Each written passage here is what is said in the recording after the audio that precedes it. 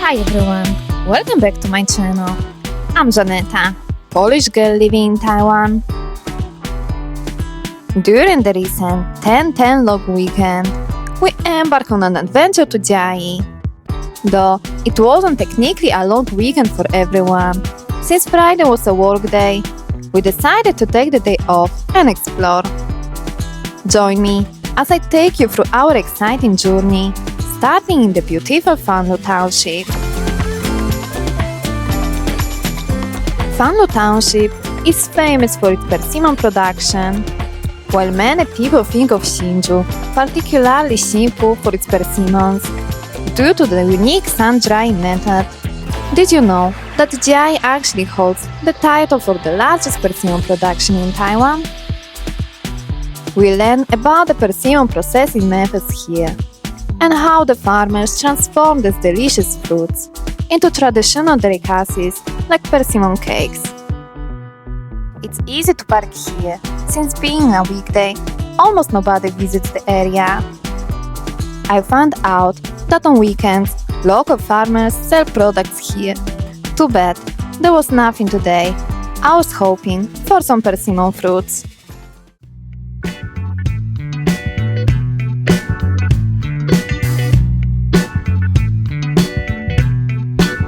Founded in 1920, the Farmers Association has evolved significantly, championing sustainable practices and offering training in high mountain tea cultivation.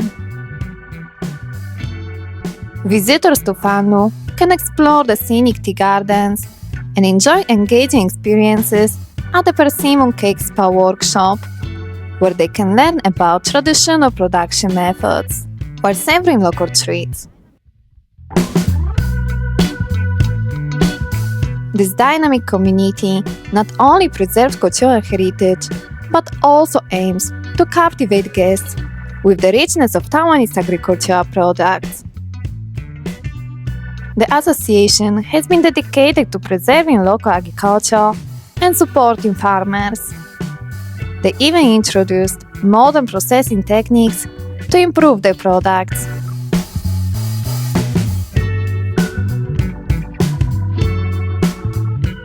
You can observe the entire process of peeling, drying, and packing persimmons in a controlled environment, ensuring that each fruit is equally delicious. If you want to see the traditional way of sun-drying persimmons, I have also covered that in Hsinchu. Be sure to check it out. Those trash cans look so cute. Lastly, don't forget to visit the shop, where you will find some special treats.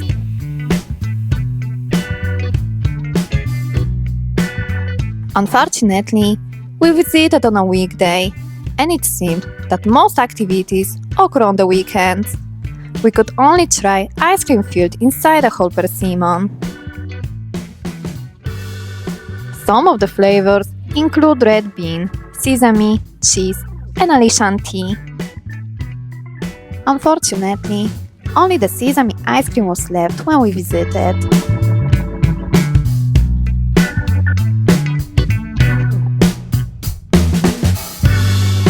It was a bit tough to bite into at first, but after a while, it softened enough to reveal the sweet honey-like fruit, paired with delicious ice cream.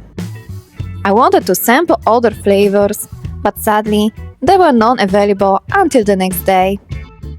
Hopefully, one day in the future, I'll get the chance to try more. It was truly delicious. You should try it for yourself. And don't worry, if you can't make it to Fanlu, all of their products are available online. You can check them out on the Fanlu Farmers Association website. After exploring the persimmons, we headed to a nearby indigenous village for a leisurely stroll. It was a wonderful opportunity to immerse ourselves in the local culture. If you are looking for an adorable encounter with Sika deer, you don't have to travel all the way to Japan.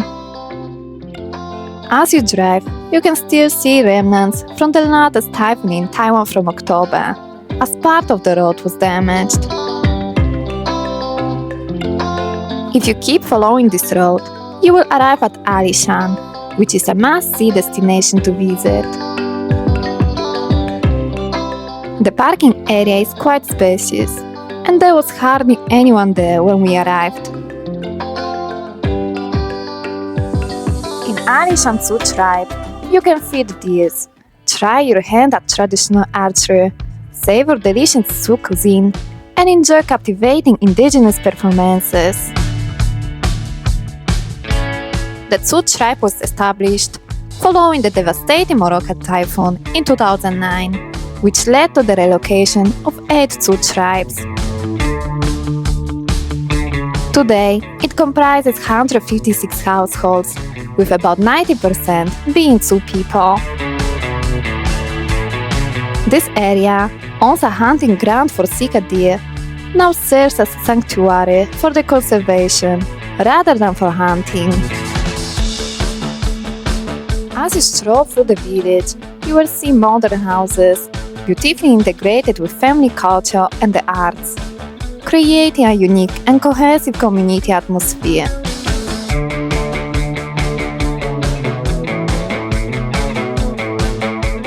The tribe is committed to sustaining its livelihoods through cultural tourism, offering a range of local delicacies and immersive cultural experiences that invite travelers to explore the vibrant community.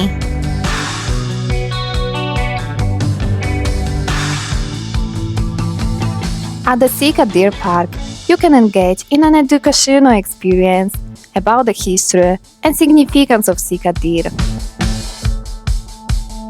You will have the chance to take photos and interact with these lovely animals, making for a memorable visit.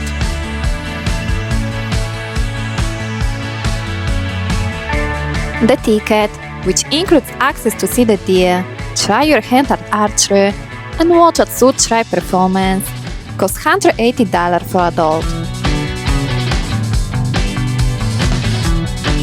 You can learn more by visiting the visitor center. There is also a Luisa coffee shop and a souvenir store for you to explore.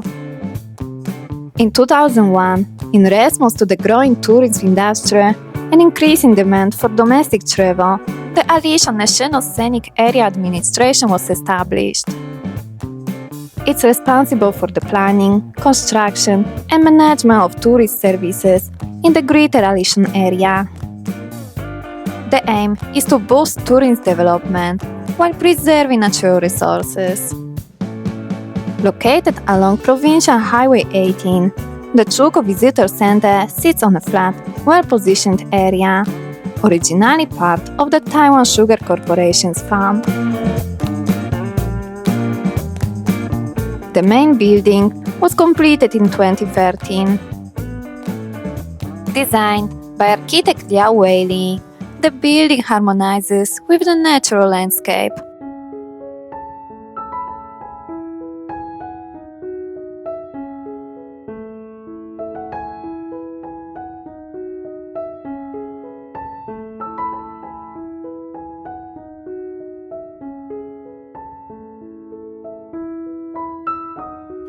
Next, we made our way to Chiayi City, where we revisited some of its famous landmarks, including the Chiayi Old Prison and the beautiful Hinoki Village, which showcases structures from the Japanese era.